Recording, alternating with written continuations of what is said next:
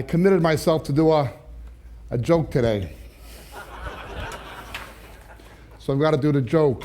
A mere formality, I assure you. You want a Catholic joke or a Jewish joke? Both. I'll do the Catholic joke first. So Winston Churchill dies and he comes to the pearly gates and St. Peter says, "Sir Winston, before I can let you in, I've got to ask you a question. When you were alive on the earth down in number 10 Downing Street, did you ever commit adultery?" And he said, "I never betrayed Lady Churchill." St. Peter said, "The finest limousine we have is a Rolls Royce. As soon as I open the pearly gates, drive through, keep going till you get to heaven." Off he goes. JFK comes and St. Peter says, "Before I can let you in, I've got to ask you a question. When you were alive down on the earth, did you ever commit adultery in the White House?" And he said, "Well, there was this movie star named Marilyn." I said, "Yeah, we read about that in the tabloids. Listen, it's not quite a Rolls Royce, but it's a beautiful Cadillac, second best car we have. As soon as I open the door, jump in the Cadillac, drive through the pearly gates and follow the Rolls Royce, keep going till you get to heaven." Charles de Gaulle dies.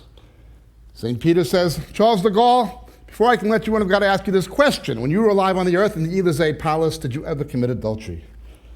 "Oh, Monsieur Saint-Pierre, I'm French, and of course, from time to time," I should have known. Look, it's not a limousine, but get in that Peugeot, French car. When I open the pearly gates, drive through. Follow the Cadillac that's following the Rolls Royce, keep going till you get to heaven." Meanwhile, Nikita Khrushchev dies. St. Peter says, I shouldn't even bother asking you, Nikita, but when you were alive on the earth down in the Kremlin, did you ever commit adultery? Khrushchev said, "Every day." St. Peter said, "I knew it." All right, look, it's not even a car, but it's the best I can do. Get on that bicycle. When I open the pearly gates, pedal through and keep cycling, just keep pedaling, follow that line of cars, keep going till you get to heaven. Churchill's driving and he sees in his mirror Kennedy following him, beeps and he pulls over. They're having a chat. And Charles de Gaulle joins them and they're talking over old times and so forth. And they see in the distance somebody coming on a bicycle. They say, "Looks like Khrushchev." And he's laughing hysterically. And he's pedaling and he's laughing and he's pedaling and he's laughing and he's pedaling and he's laughing. Finally, he catches up to them. They said, "What's so funny?" "I just passed the Pope on a skateboard."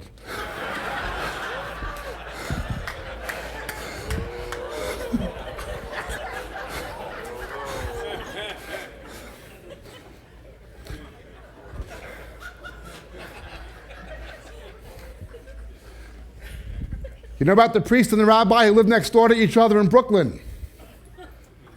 There was a big mud puddle in front of their houses. The rabbi was parked there and the priest pulled in, splashed mud all over the rabbi's car. What am I going to do? This is going to be horrible for interfaith relations. I better wash his car. So he goes out and he's scrubbing the rabbi's car and the rabbi looks out the window and sees him doing it. Half hour later, the priest hears a strange, terrible grinding noise. And he looks out the window, and a rabbi is attacking the fender of his car with an electric buzzsaw. The priest runs out and says, "What are you doing, Rabbi?" "You baptized my car, I'm circumcising yours."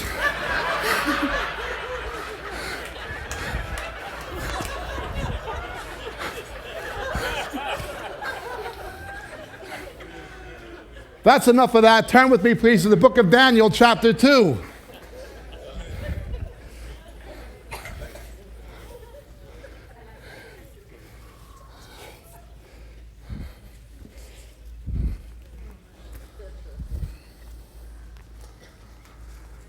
Commencing, please, in verse 40. "Then there will be a fourth kingdom, as strong as iron. Inasmuch as iron crushes and shatters all things, so the iron that breaks in pieces, it will crush and break all these in pieces. In that you saw the feet and toes, partially of potter's clay and partially of iron, it'll be a divided kingdom, but it will have in it the toughness of iron, inasmuch as you saw the iron mixed with common clay. And as the toes of the feet were partially of iron and partially of pottery, so some of the kingdom will be strong and some brittle. And in that you saw the iron mixed with common clay, they will combine with one another in the seed of men, but they will not adhere to one another, even as iron does not combine with pottery. And in the days of those kings, the King of heaven will set up a kingdom which will never be destroyed, and that kingdom will not be left for another people. It will crush and put an end to all these kingdoms. But it will itself endure forever, inasmuch as you saw that a stone was cut out of the mountain without hands, and that it crushed the iron and the clay, the silver, the gold. The great God has made known to the king what things would happen in the future. The iron and the clay. I recall when I was first saved, and I must agree with what the previous speakers have said. When I was first saved, the talk was the late great Planet Earth and other such books. Some of the books about the return of Christ and eschatology were oversimplified. Some were good, some were not good. But at least people were talking about it and Christians were thinking about it. Now we are more than 30 years closer to the return of Christ, and there's far less interest in it. The fact that there is less interest in eschatology now than there was 30 years ago is a deception in itself. The increase in replacement theology is part of the deception. The ecumenical movement is part of the deception. Had you asked me 30 years ago why I believed it was the last days, I would have certainly pointed to events in the Middle East, the regathering of Israel. I would have also pointed to the fact that even then we saw a conspicuous number of Jews coming to faith in Christ. Romans 11 says Jews would again be grafted in the last days. The fact that you see more Jewish believers in Jesus now than any time since the 2nd century in itself is a sign of the last days, that the time of the Gentiles is coming to an end. Remember, Revelation tells us what Romans 11 tells us. The first Christians were Jews, and the last Christians will be Jews. The first Christians were Jews, and the last Christians will be Jews. I would have talked about those things. I would have also pointed to the destruction of the environment, the trend towards the globalization of the world economy. I would have pointed to all those things. However, if you ask me now what the clearest sign of the last days is, although I would say certainly the Middle East, certainly events in Europe, certainly the globalization of the world economy, etc., I would have still say all those things, even more so now than I ever did. But the clearest sign? In the Olivet Discourse, when Jesus was asked about the last days, he warned about wars one time, rumors of war one time, an increase in famine one time, an increase in pestilence one time, an increase in earthquakes, seismological activity one time, Jerusalem and Israel one time, and only in Luke's version. He warned about deception perpetrated against the elect 4 times. Jesus warned about deception in the church 4 times as much as he did anything else. In God's economy, there are 3 kinds of people: Jews, Gentiles, and believers who can be either Jew or Gentile. As far as the Jews, Satan has them deceived, not recognizing their own Messiah. As far as the nations, Satan has them deceived. Satan's the god of the world. That leaves us. He's trying to deceive believers. And deceiving believers he is. We have seen instances today that Jesus warned directly. When you see a man like Chuck Colson, who will endorse Peter Kreeft's book, that book pointed out by Roger didn't say anything. Peter Kreeft calls for ecumenical union with Islam to morally save society. Colson endorses it? And this is a respected evangelical leader. A man who was once a deceiver for Nixon is now a deceiver for Satan. There is a cancer in the body of Christ. Deception against the elect. People just don't see it. Well, they can't see it. And ultimately, God will blind their eyes so they won't be able to see it. It says in 2 Thessalonians. But we're supposed to see it. My own family being Israeli, I'm of course very concerned with Israel. When the bomb went off day before yesterday, I was on the phone first thing in the morning calling my friends and family. You all right? Absolutely. But you know, the role of Europe is almost as important in biblical prophecy, both in Daniel and in Revelation. The reconfederation of the countries in the Roman Empire, we have to understand what is happening. Point. What happened in the days of Daniel is recapitulated in the last days. A very rapid sequence of rise and fall of world empires. What happened then is a picture of what will happen in the last days. Everybody was concerned with the Assyrian Empire. They were the bad guys. They had conquered the 10 northern tribes. They were utterly pagan. They were barbarian. Everybody was afraid of these godless people. But all of a sudden, their empire imploded, as the prophet Nahum said it would. All of a sudden, it imploded. And lo and behold, on the horizon, looking over their shoulder, nobody thought about it, but you had the meteoric rise of Babylon, something much worse, much more dangerous, which would do much more damage to the people of God. The same thing happens now.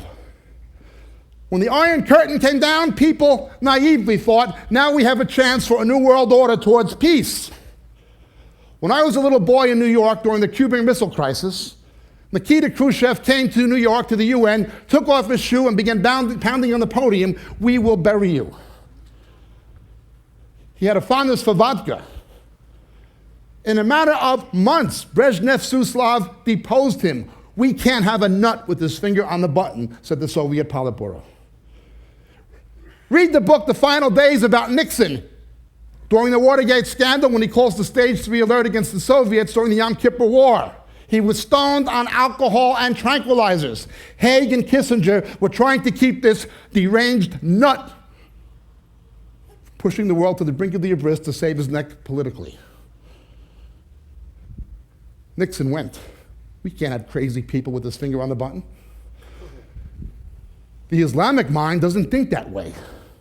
Jihad, push the button. The only assurance of salvation in Islam is shahadi, to die a martyr, as they would call it, in a jihad. That's the assurance of salvation. Hinduism, now India has a bomb. They don't think that way in Hinduism. BHP, the Hindu, militant Hindu party in India, you'll be reincarnated, come back as a Brahmin. The Soviets were nothing. Now you're looking at an enemy much more dangerous. And in those days, the enemy was a more ancient one, dating back to the Tower of Babel. Well, Islam is the ancient enemy of Christendom. And of course, Iraq was the location of Babylon. However, overnight, Assyria goes, nobody could believe it, then there's Babylon. Lo and behold, the Media-Persians. Point. Darius comes, fulfills prophecy, sends the Jews back in fulfillment of Isaiah's predictions. Alexander the Great comes. So long, Persia. And out of the chaos that ensues comes the Roman Empire, succeeded by the Holy Roman Empire in the post-Constantinian Christian era. A very rapid series of rise and fall of world empires. That's what Daniel's day was like. The last days are the same. I live in Great Britain where my grandparents were from. If you told my grandparents the sun would set every 24 hours on the British Empire, it would have seemed ridiculous. Well, Britannia no longer rules the waves. Now it sets every 24 hours. French Empire went the same way. If you grew up in my generation under the Cold War, you remember Vietnam and the Cuban Missile Crisis. If you had said in the 1960s or the 1970s that the Soviet Union would implode, that the Berlin Wall would come down, that communism would self-destruct, it would have seemed absurd. There it goes. Okay. British Empire, French Empire, Soviet Empire. Then you have the post-World War II miracle economies. Japan is the new economic dynamo of Asia. I was in Japan last 2 years ago. It wasn't what it was 5 years ago. 4 recessions in 10 years. China is the rising star of economic dynamism in Asia. Germany. The reunification of Germany was achieved mainly by America and Britain. What was a political success, military success, an economic disaster. Germany is no longer the economic dynamo of the European Union. However, in those days, and Daniel, in the middle of all this chaos and rapid change, you had Zionism. The Jews going back to the land under Darius the Mede and under Cyrus, as prophesied by Isaiah. And so the last days are the same. The Jews go back in the midst of all these radical political changes. Doesn't matter who sees it or who doesn't, God sees it. But the Daniel tells us the conflict would ultimately come to the kings of the north and the kings of the south. In his day, it had to do with Mark Antony, Cleopatra, the conflict where Rome took over the Middle East and North Africa.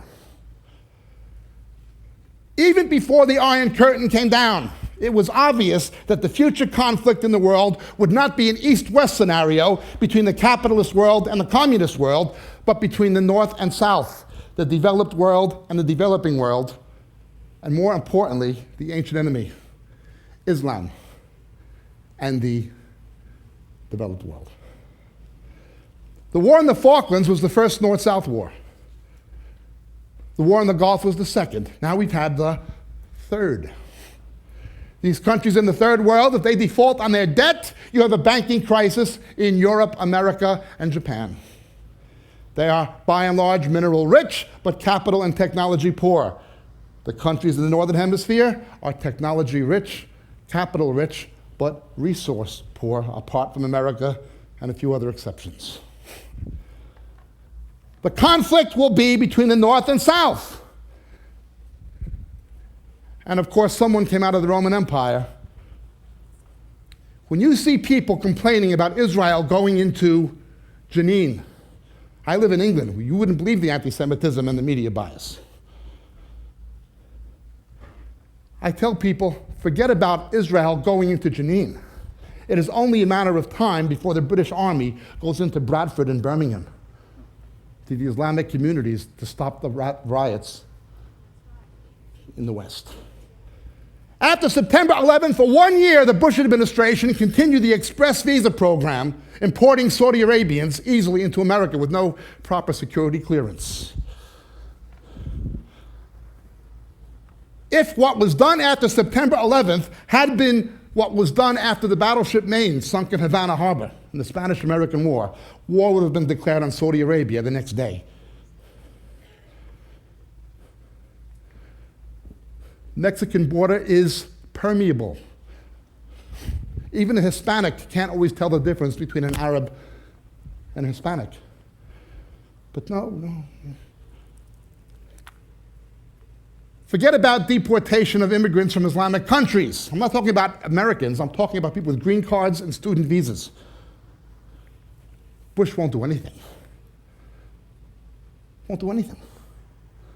Not only that, but to this day, the Saudi Arabian government is financing madrasas all across the United States, but will not allow one church to be built in Saudi Arabia. Bush knows it. The Saudis hung a 15-year-old boy not long ago for becoming a Christian, while Bush's father said, the Saudis are our friends. Well, somebody who hangs a boy at 15 for putting his faith in Jesus might be a friend of Bush, but he's no friend of mine and he's no friend of America. I agree with my friend and brother Bill Koenig. Pray for Mr. Bush. I pray for George Bush every day. I don't trust him. I don't like him. I don't respect him. I think his family are a brood of political prostitutes owned by international oil, and I think his administration, you can trust him as far as you can spit, but I pray for them every day. If he's not influenced by our prayers, he'll be influenced by big oil. Big oil own and operate his administration. We're being left at risk so as not to offend the Saudis. Oh, he has no problem leaning on Israel. You can build a fence to save jobs across the Mexican border, but you can't build one to save lives in Israel. That's not a problem for him. Instead of standing up to the real dynamo of terror, which is the Wahhab of Saudi Arabia, and second the Iranians, he'll lean on Israel. Do not trust, respect, or believe that man, but pray for him. What happened in Daniel's day is what happens in the last days. Point. A rapid sequence. The British, the French, Soviets go. Point. Decline of post-war Germany, decline of post-war Japan, and then lo and behold, read Jeremiah 51. Everything from the dehydration of the marshes to the attack from the north, the Kurds, a replayed scenario. Islam will go. Point. The rebirth of the Holy Roman Empire, which was neither holy nor Roman, and it's not now. The EU was established by the Treaty of Rome as a common market. Zionism and a return to a north-south conflict.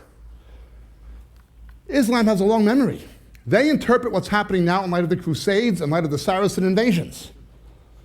It's part of the same struggle. Remember, if Israel did not exist, listen to our tapes on Israel, Islam, and prophecy. If Israel did not exist, you'd have the same problem. 55,000 dead Christians in the Philippines, 200,000 dead Christians in East Timor, 2.1 million dead Christians in Sudan. If Israel didn't exist, you'd have the same problem. The only thing Israel is guilty of is the thing that the Bush administration doesn't have the guts to do, stand up to Islam.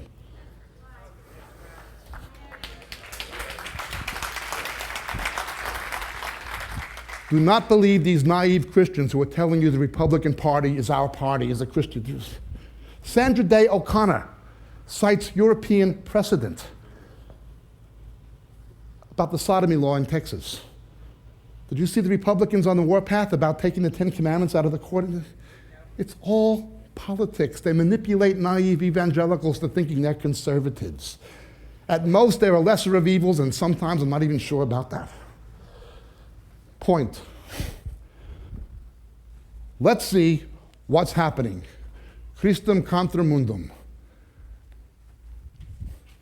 You have a very rapid series change now, but something comes from the fourth beast, Daniel. Something comes out of the Roman Empire. It comes out of the Roman Empire. The head of the image of Daniel was Babylon. That's the mentality of the world. You want to know the mentality of the world? It's the mind of Babylon. We can reach God and be our own God, just like the Tower of Babel. The midsection was the Persian Empire, the heart of the world. Man wants to do good, but he can't. The Persians wanted to do what was right. Darius wanted to do what was right. Cyrus wanted to do what was right, but when push came to shove, read Ezra and Nehemiah. They couldn't do it. The world may want to do right in its heart, but it can't. Then you get to the Greeks. Waist, gut, where reproductive organs are located in human anatomy. The seminal influence on Western civilization is Hellenistic. It comes from the Greeks. Then comes Rome.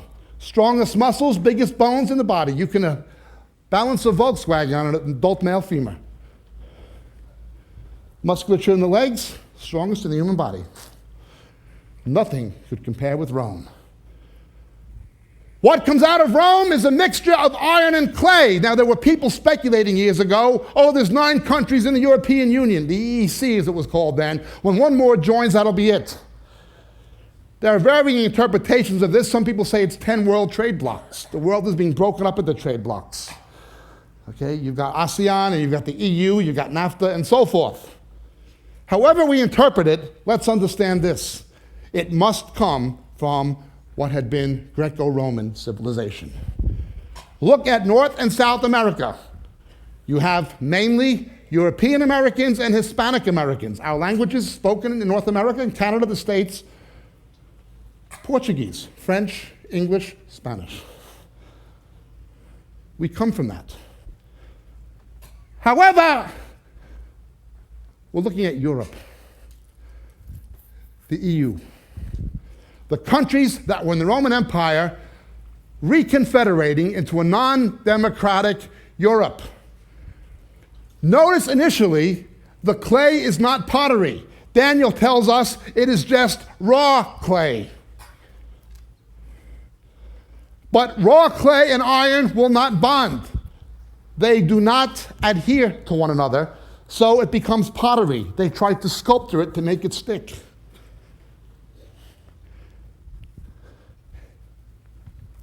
it becomes the mentality of the world versus the mind of Christ. You have an artificial multiculturalism. That is exactly what the Roman Empire did. It had an artificial multiculturalism. It was eclectic. They tried to incorporate all the cultures into Rome. They had no problem saying, you don't need to speak Latin or language, we can use Greek. We'll take your gods and your religion into our pantheon. It was a political agenda facilitated by culture. It was an artificial multiculturalism. Pay attention. Jesus said, nation will rise against nation and kingdom against kingdom. Kingdom in Greek, basileia. Nation is in Greek ethnon. In Hebrew, malchut, for kingdom. And nation is goy. Lo isa goy le goy herev. Nation shall not raise sword against nation. Nation will rise against nation and kingdom against kingdom. In other words, the political conflicts of the last days will involve race. Now, I don't mean simply black and white racial hatred of the American South or something like that, or apartheid of South Africa was. No. I go to Africa next month.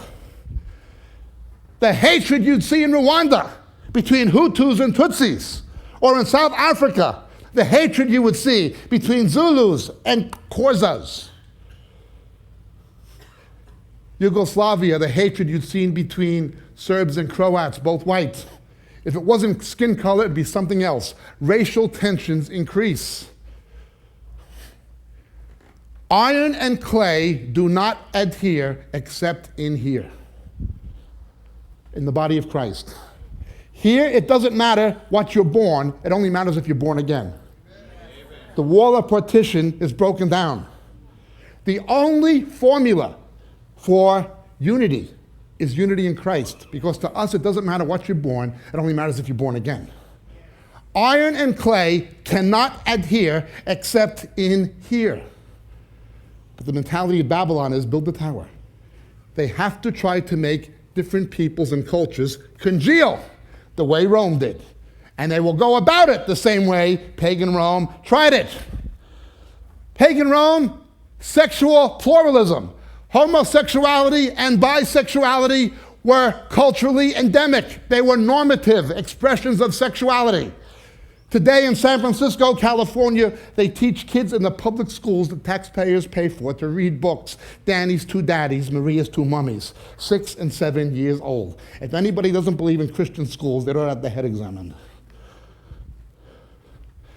That's what it was like in Rome. That's what it's like now. The same scenario comes back. Also, a culture of violence. Entertainment. Violent entertainment was a distraction from the political, social, and economic crisis that plagued Rome continually. At one time, you could see a movie where if you saw a cowboy movie, a gunfight at OK Corral, the violence was there only as something derivative from a plot. Okay? The violence was derivative from a plot, a story. Now, Hollywood movies, the stories only exist so you can see people being blown up and shot. It's like the gladiators. It's a culture of violence, where violence is glorified. Now, the Bible deals with life for what it is. It deals with violence, but it never glorified it. Culture of violence is entertainment. Book of Proverbs warns about that. Point. An integration of science with superstition in the ancient world, and it came from the Greeks initially. In fact, it dated back to the Babylonians, but under the Greeks it blossomed and was formalized. In the ancient world, going back to Greco-Roman civilization with roots in Babylon, science and the occult were the same thing. Astrology and astronomy, the same thing. Magic and chemistry, the same thing. Healing arts, medical science, and folk medicine, the same thing. What you have now is what you had then. A rapprochement between science and the occult. With the Enlightenment, it split. Astronomy as a quantitative science went that way. Astrology was superstition, that went that way. Medicine and pharmacology went that way. Folk medicine went that way. Chemistry and physics went that way. Alchemy and magic went that way. It split. Now you have a rapprochement between science and the occult. And you will see it in three fields particularly. You will see it in computer video graphics, computer science. You will see it in particle physics and holistic medicine. Watch out. It will come to microbiology and genetics, where they'll be using cloning to facilitate reincarnation, or attempting to do that. A rapprochement between science and the occult, the same as you had in the Greco-Roman world. We deal with this on our tape just as it was in the days of Noah. Obsession with materialism and a permanently fixed underclass. For all this to go, the Romans had to keep an underclass. 25% of the population were slaves. I wish slavery in America ended with the Emancipation of Proclamation, but it did not. Just look what's happened to the black people of America. Black liberation and upward mobility always came from Christianity. Martin Luther King, the Southern Christian Leadership Conference. George Washington Carver was a Christian. Booker T. Washington was a Christian. The abolitionist movement in Britain and America were Christian. Now the black community, some have turned from Christ to crack. I was a cocaine addict at university, I know it. Others are turning to Islam radically. Forgetting the fact that the first countries to abolish slavery were Christian, the last ones to abolish it are Muslim, only they still have black slaves in much of Africa. Muslims own black slaves. Saudis buy, effectively, black slaves. In effect, that's what they are. Supposedly employment contracts made with the parents of little kids, but it's slavery. A fixed underclass today exists. Asians are relatively newcomers to America, but they're upwardly mobile. Hispanics are upwardly mobile and have now become the biggest minority in America, not black people. But you have affirmative action programs designed to keep the black man dependent on liberal politicians. They need a permanent underclass. They need to create a permanent underclass so the black people will not be upwardly mobile. Don't do what the Asians did. That's not the key to get ahead. Don't do it that way. Don't do what the Hispanics did. Don't do what the Jews did. Vote for us. We'll take care of you. Well, it hasn't worked and it's not going to work. But they have to keep a permanent underclass, otherwise people like Hillary Clinton can't get elected. Otherwise, Jesse Jackson would have to go out and get an honest job.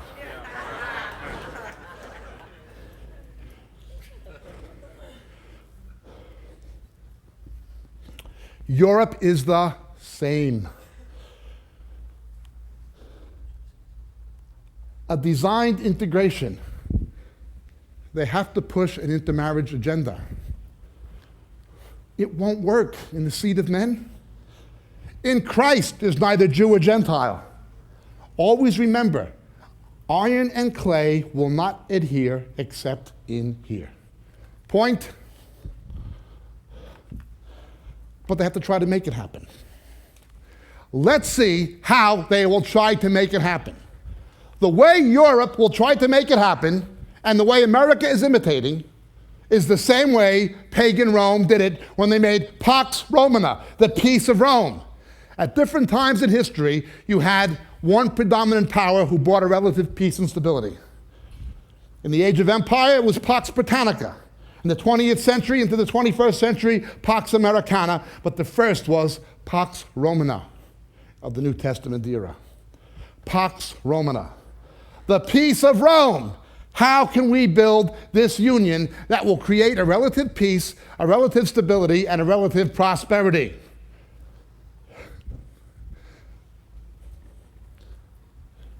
The first thing they needed was a common market. Take down all trade barriers, customs and excise goes, we'll have a common market. You wind up exporting jobs, creating instability at home, doesn't matter. We have to have free trade. Now, I believe in free trade personally, But I also realize what's happened in Europe is not about free trade.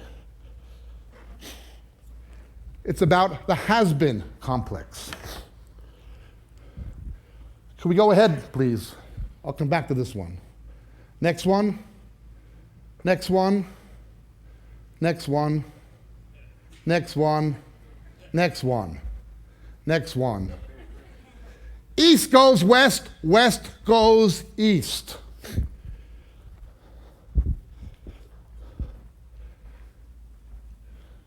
Eastern Europe, whoops, take it back, please. Eastern Europe had an unelected socialist bureaucracy. That was the Soviet Empire. What was rejected by Eastern Europe has now come west. Europe is effectively being ruled more and more by an unelected socialist bureaucracy in Brussels. They're socialists.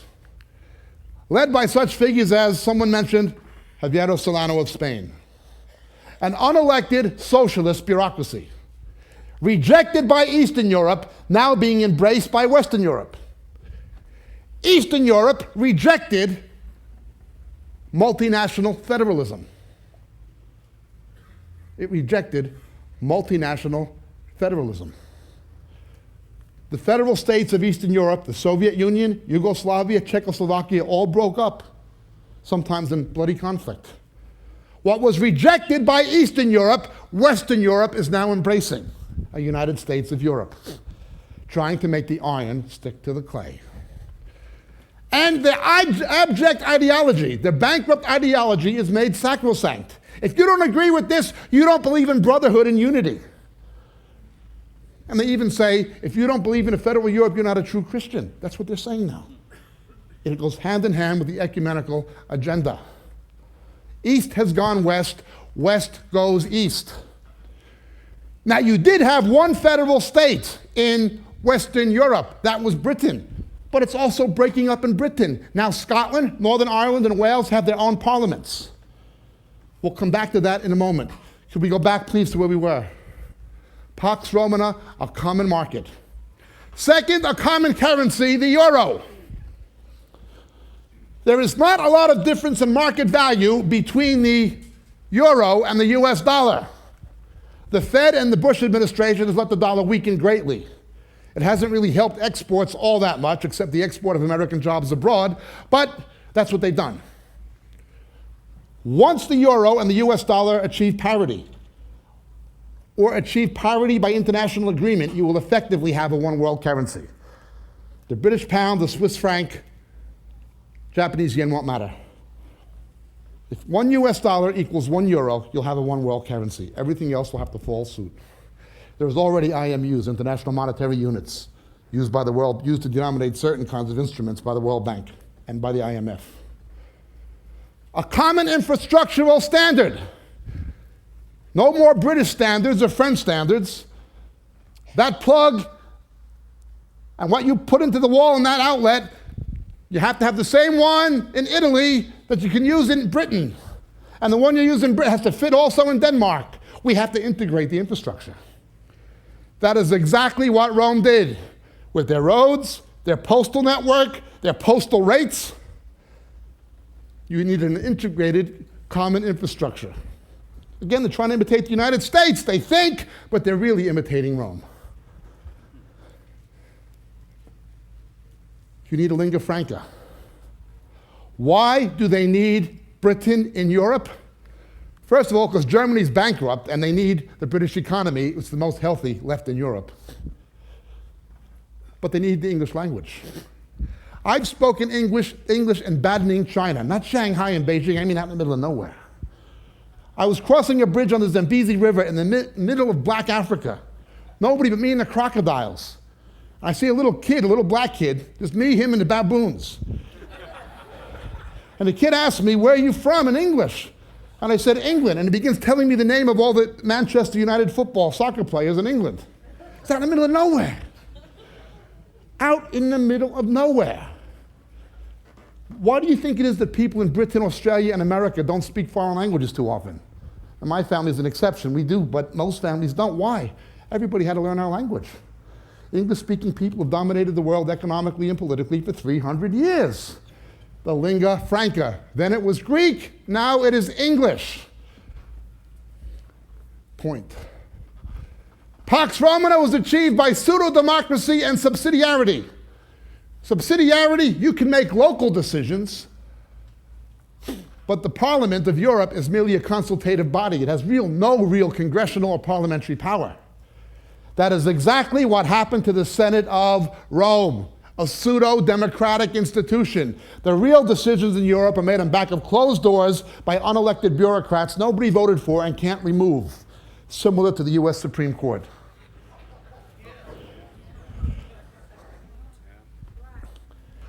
An integrated military. That's what Rome had. They need to uncouple NATO. In other words, they want America to pay for Europe's defense, so they don't want to get rid of America, but they want to get rid of America. Well, if they could say, leave the money and go home, that's what they would say. The Cold War was won by the American taxpayer, not by them. America spent more to defend Britain, more to defend Europe than Europe did. NATO has been the biggest ripoff of the American taxpayer. They never paid their way. Under Clinton, something happened. Clinton, Bush, General Wesley Clark, and Javier Solano did something outrageous. Everybody's talking about the illegality of going into Iraq without a UN mandate. The NATO charter says NATO cannot attack a country unless they attack a NATO country. Yet in complete violation of the NATO charter, completely illegal, Bush, Clark, Solano, and Blair went to Yugoslavia, and while I have no admiration for the Serbs, they were no better than the others, and they effectively took the side of the Muslims who were aligned with Al-Qaeda. Clinton and Clark did that. An integrated military, a common foreign policy. Europe has to speak with one voice. And a common body of constitutional law. Their common body of constitutional law, the European Constitution being drafted and has been presented in its draft forms, is so vague in its wording, the decisions will have to be left to the interpretation of unelected magistrates in the European Court in Strasbourg. Sound familiar? Point. Sandra Day O'Connor said, American Supreme Court, the US Supreme Court is taking its cues from Europe on certain issues. Nothing in the Constitution says that the judiciary should make social policy. Anytime the Supreme Court in this country has taken sides in a cultural war, it backed the wrong side, going all the way back to the Dred Scott decision, saying a black was subhuman. Roe versus Wade, a human embryo, contrary to all genetic argumentation, all genetic evidence, an embryo was subhuman. Things haven't changed much in the Supreme Court. And I mean, the Republicans have voted that way, the same as the Democrats. One of the few with any integrity has been a Catholic, ironically, Scalia.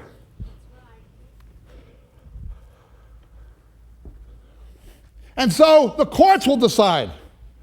Well, wait a minute. Congress shall not make any law concerning religion. We were not to have an Erastianism in America, a religion of the state like you had in Europe. That's all that meant. Anyone reading the Declaration of Independence or the Constitution and its preamble would know that the men who wrote it were theists. They believe in God. Going back to the tradition of the Puritans, the first constitution in America was the Fundamental Orders of Connecticut. What did it mean? We have to be governed by men who were governed by biblical principles, Judeo-Christian principles. To interpret the law in its context, we hold these truths to be self-evident that all men are endowed by their Creator. That is the premise of American democracy. How can anybody in their right mind say, that means you can't talk about God? When the preamble of the foundation document is based on the presupposition there is one. We are going into Judicio-fascism. The American Supreme Court is a judicio-fascist institution, and it is copying it from Europe. Europe, to make the iron stick to the clay, needs corpus juris and a Europol. Again, east goes west, west goes east. Europol, the European police, you cannot serve a search warrant to get their records. No freedom of information. More than that, you cannot file civil suits for human rights or civil rights abuses against Europol, according to European law. They are above the law, a political police of the state. What does this sound like? J. Edgar Hoover with nobody to stop him. It is the KGB. What the KGB was in Mother Russia, you're getting in Western Europe. Only it's paired with corpus juris. Corpus juris is not our idea of innocent to proven guilty. It's based more on the Napoleonic Code of France. Guilty until proven innocent. We can put you in detention. What else did Pax Romana have? A Pontificus Maximus, the great bridge builder. They called him the Pontiff for short. I would have called him Max. They called him Pontiff instead of Pontificus Maximus. That was his title. Under Pax Romana, you could have any religion you wanted, as all providing you also bowed your knee to the emperor, who was the pontiff, the bridge builder between all faiths. What happened in Assisi, Italy, that Roger's been talking about? Pope meets with the Dalai Lama. Dalai Lama says there's no God. I saw him on TV in South Africa, interviewed. He speaks pretty good English. He says, unlike Christians and Jews, we don't believe there's a creator. But we can still be one with Christians and Jews by closing our eyes together and meditating about things like peace.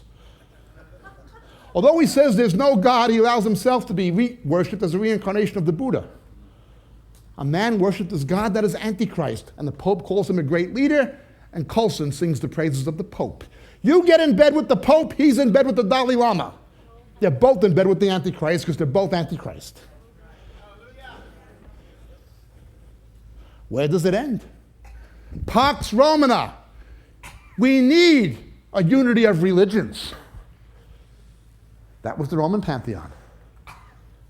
Roman Catholicism is by nature eclectic. They would just go in and say, you have the pagan god of gift giving, that's St. Nicholas. You have the pagan god of love, that's St. Valentine. Who's this? Diana of Ephesus, that's Hail Mary, full of grace. Ave Maria, Chi, it's good to see you.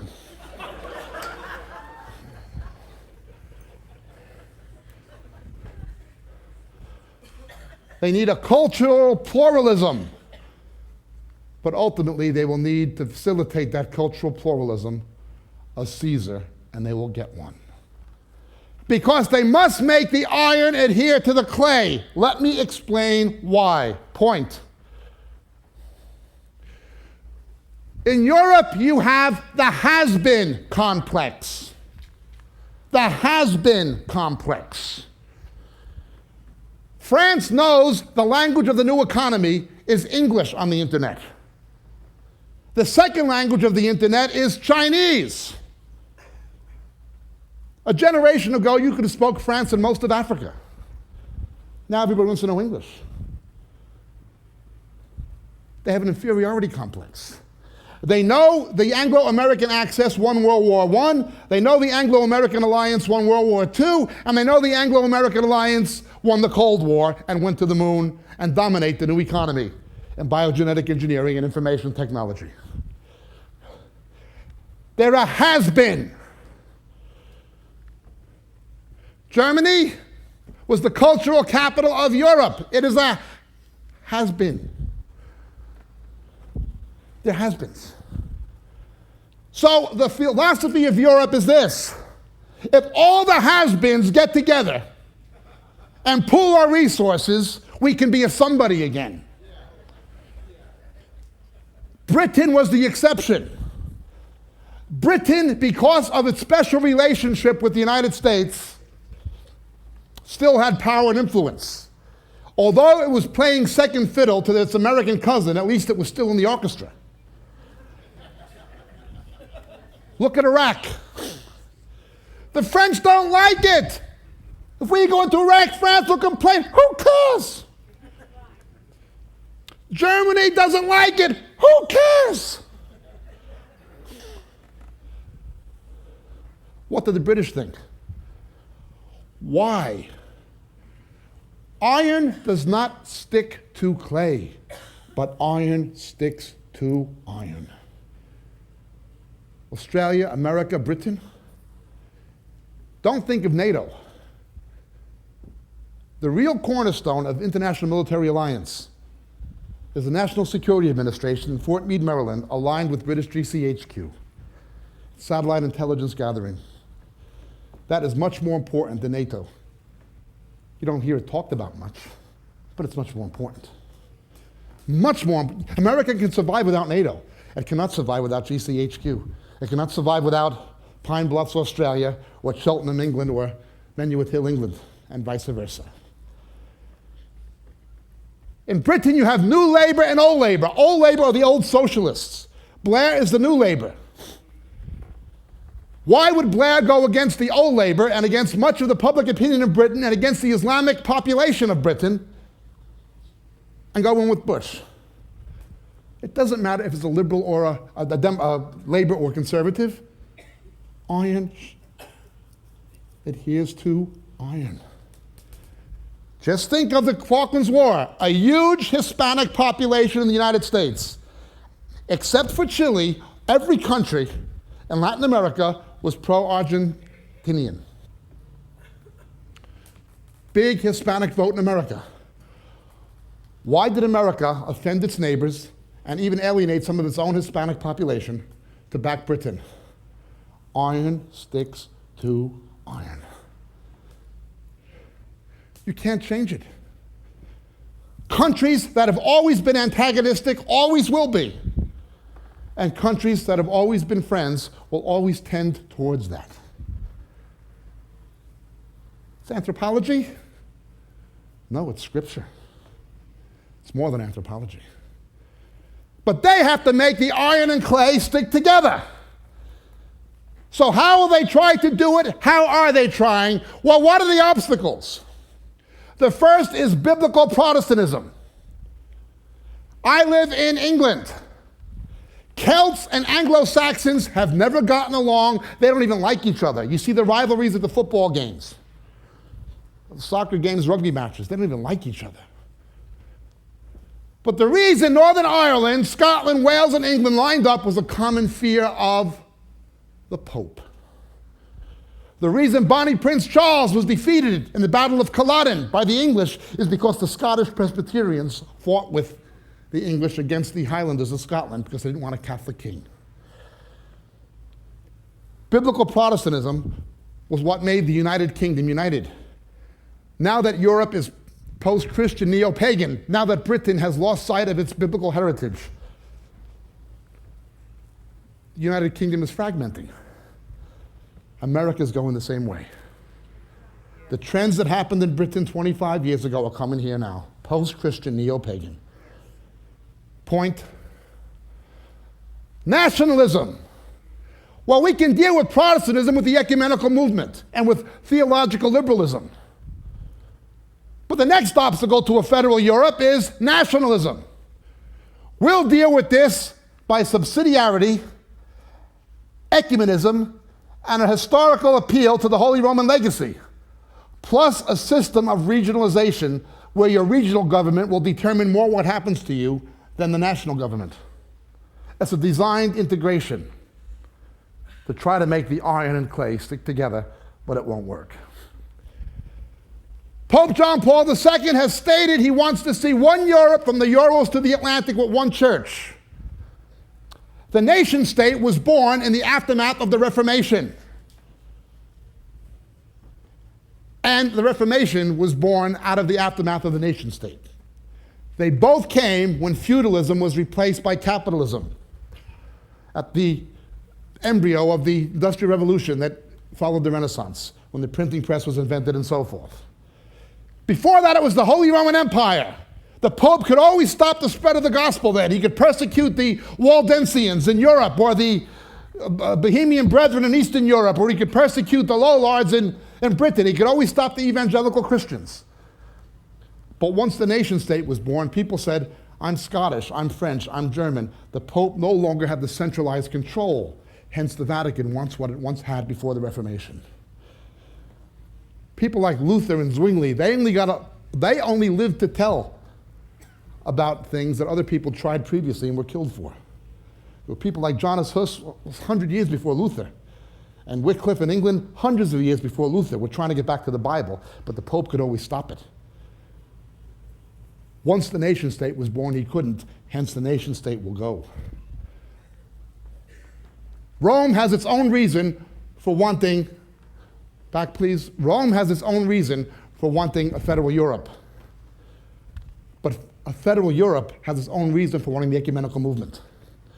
What is it? Think of Europe.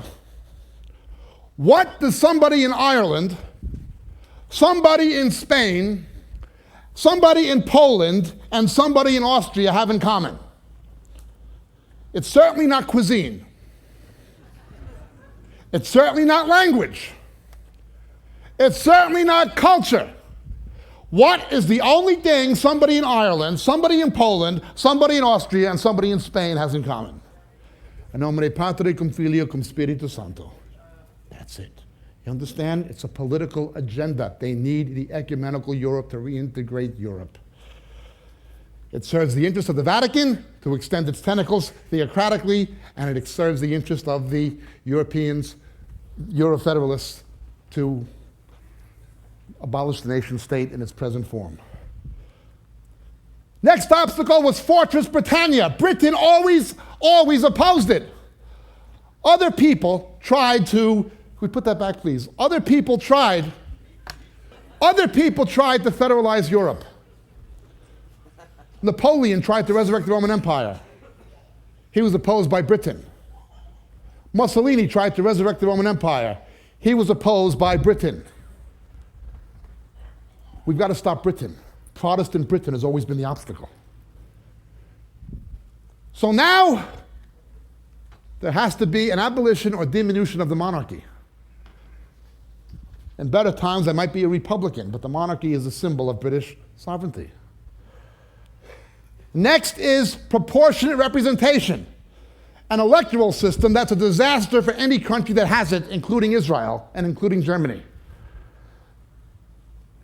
The Liberal Democrats of Britain want proportional representation. In other words, there's no congressman or member of parliament from your district. What is it? Proportion.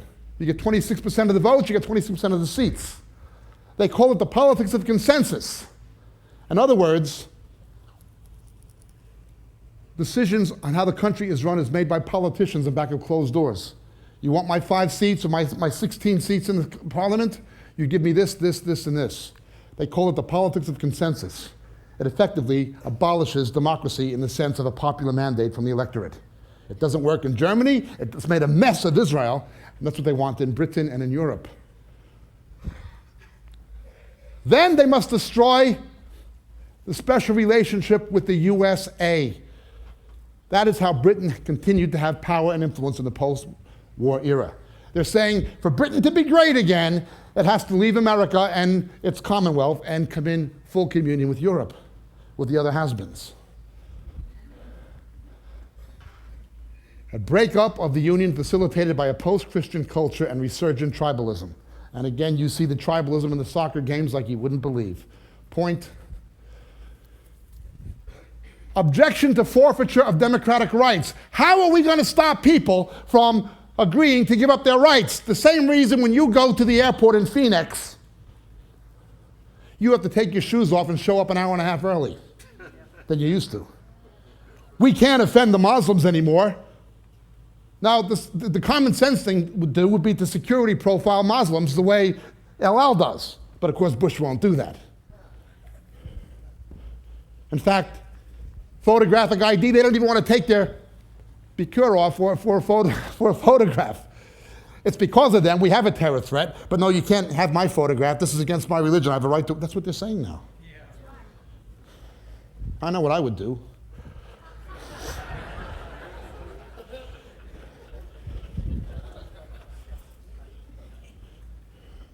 Take off the big quarter, I'll take your head off with it.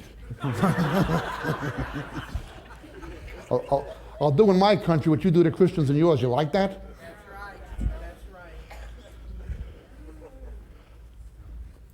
They amplify the terror threat to get people to agree to forfeit rights. Then there's the drug epidemic. Then there's the need for a common environmental policy. Well, we can't control pollution in our country when you have rivers. The Danube flows through all these countries. How can you possibly control pollution without a multinational government? And a policy to control the Russian mafia. The Russian mafia is much more dangerous than the triads of Hong Kong, much more dangerous than the traditional American mafia or the Irish mobs. It's much worse than anything like that. It's worse than the Colombian drug gangs. I will tell you why it's worse. 99% of the Russian mafia are former KGB agents. They're not thugs. They're not Tony Sopranos. These are educated, trained spies. They know everything about foreign languages, about computer technology, about infiltration into business systems. And it's very big in Europe. It even exists in America. So you get people to agree, we have to stop the mafia, we have to control terror. People will give up their freedom. Point. East goes west, west goes east. What used to be in Russia is coming to Europe and vice versa. Point. The has-beens cum wannabes. The new Europe or the Slavic states, they are still relatively pro-American. People in Poland and Czechoslovakia know they would still be under Soviet dominion had America not stood up to the Soviets. Now, some of them also know that Roosevelt handed Eastern Europe to the Soviets on a silver platter at Yalta against the wishes and advice of Churchill. But they are still relatively pro-American. Then we have the Balkan states. Yugoslavia is where the Roman Empire fragmented between the Greek-speaking East and the Latin West. And it's also where the Saracen, the Muslim invasions came. It was the center of conflict. The first center of conflict in the Crusades was there. World War I began there, Sarajevo, Bosnia. Giovello Princip assassinated by the assassinated Archduke Ferdinand. It was a quagmire. It is this point of conflict between the Roman Catholic world, the Greek Orthodox world, and the Islamic world. These are the clay, the weak bits of Europe. Point. The old Europe, France and Germany, want power again. Pay attention. If the German left, who were against Iraq and against America, if Schroeder's people had their way, the Berlin Wall would still be standing. They were opposed to America deploying cruise missiles against the Soviet SS-20s when the Soviets pointed SS-20s at Western Europe. If they had their way, they'd still be living under the communists. Germany would still be divided. If the French left had their way, the Cold War would not be over. 400 million people would still be living under the Soviet Empire. 420 million approximately altogether. Germany, the German left, the same. France, the same. Britain, they're called the Chamberlainists, the neo-Chamberlainists. Appeasement, peace at any price. If they had their way, fortunately, Thatcher had her way, and the Berlin Wall came down. If the German left, the same German and French and British left who are knocking at Bush in America, and I'm no fan of Bush, if they had their way, the Cold War never would have been won. Point. Mediterranean Europe is in the middle, but it's still part of the iron. Russia is a has-been. Russia would love to get into the EU, but it was never part of the Roman Empire. However, the Vatican was. The Vatican is the natural heir to the papal states. The Vatican, the Catholic Church, has lost moral credibility, it's lost religious vocations, it's lost mass attendance. The Vatican is in big trouble. Catholicism is declining rapidly in Latin America because of evangelical revivals, for better or worse. What Rome has lost numerically, and in terms of credibility, it is gaining politically and through ecumenism. A has-been who wants to be. Point. That's it. What does this come to? They are desperate to make a United States of Europe. They are desperate to make the iron adhere to the clay, not knowing that Antichrist will be the Caesar they're looking for. Not knowing. They want to play a role in the Middle East and replace the role traditionally played by America. That's the aim. They want to be a superpower. The has-beens want to be somebody again. So the only way the has-beens can do it is to combine their technology, economies, resource base, populations, and market. Go back to Pax Romana, thinking they'll have peace. But they won't have peace. They'll have disaster. A godless Antichrist system, pioneered under the tutelage of the Vatican in major part. And then this becomes a major factor in what will happen in the Middle East. But how will it end? Zechariah 12 tells me how the conflict in the Middle East will end. Daniel 2 tells me how federal Europe will end. The rabbis have always agreed. Who is this stone cut from the mountain? Not made or not cut by human hands. They have always said it is the Moshiach, the Messiah. They'll combine with one another, but they'll not adhere to one another, even as iron does not combine with pottery. Some will be strong, some of these countries will be weak. Countries like Poland and Malta will never have a say the way Italy or France or Germany do.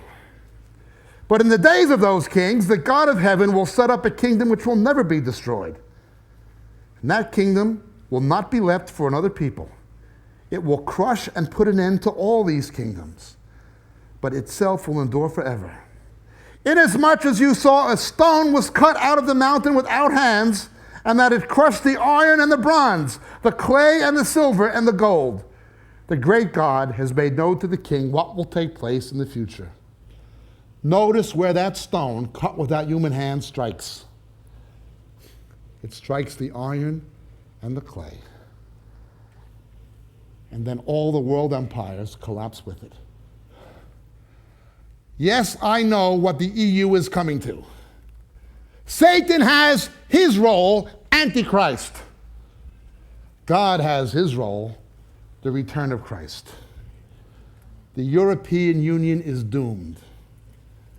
Not because of any man, but because of the stone cut without human hands. We'll smash it, never to recover. Replacing this Antichrist kingdom with the kingdom that will endure forever. As we speak, the stage is being set. Jesus is coming soon. God bless.